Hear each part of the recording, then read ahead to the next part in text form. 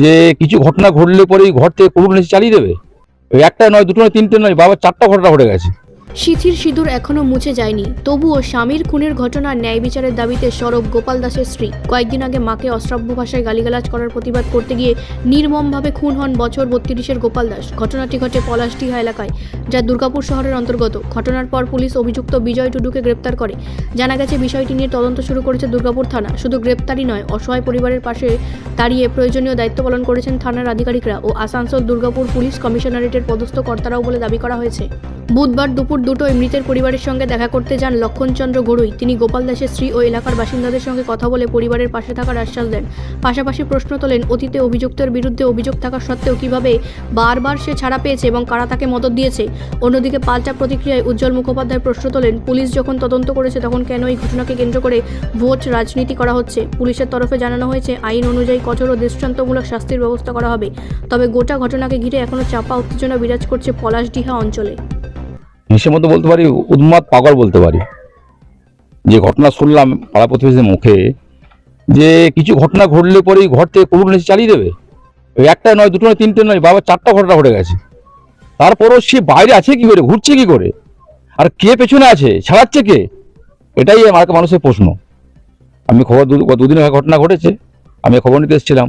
অত্যন্ত করুণ অবস্থা, বলার মতো ভাষা কিছু নেই। একমাত্র রোজগার বাড়িতে মা মারা গেছে, বাবা বোবা, ছোট্ট ভাই, এক ভাই পাগল।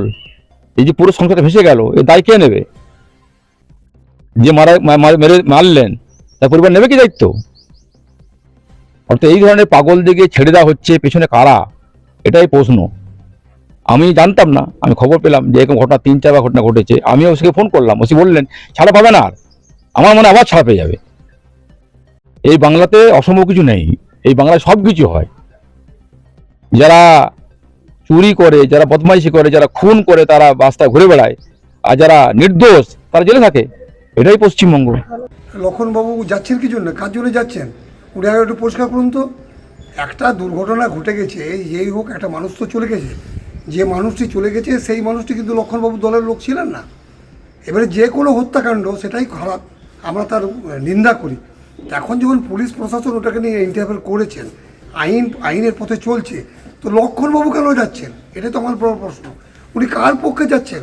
উনি তো নিশ্চয়ই কাউকে সাপোর্ট করতে যাচ্ছেন। কই, আমরা তো যাইনি, তৃণমূল কংগ্রেসের কেউ তো থানায় যায়নি। তো লক্ষণবাবু যাচ্ছে কী জন্য, এটা ওনাকে প্রশ্ন করুন। উনি কার ইন্টারেস্টে যাচ্ছেন, উনি কার পক্ষে হয়ে যাচ্ছেন, তাহলে জিনিসটা ক্লিয়ার হয়ে যাবে। ইয়ে নয়, ওর জন্য শাস্তি হোক, একদম ফাঁসি। যেরকম কষ্ট করে আমার দাদার জীবন গেছে, সেই ছিল আমাদের পরিবারে একমাত্র। সে চলে গেছে, এবারে কি হবে, এবারে আমাদের কি হবে, কে দেখবে তাদেরকে? হ্যাঁ, আমি চাই তার একদম ফাঁসি হোক, ফাঁসি, আর কিছু না, ফাঁসিয়ে চাই, চোখের সামনে দেখতে চাই। ব্যুরো রিপোর্ট, রাষ্ট্রীয় প্রসার বাংলা।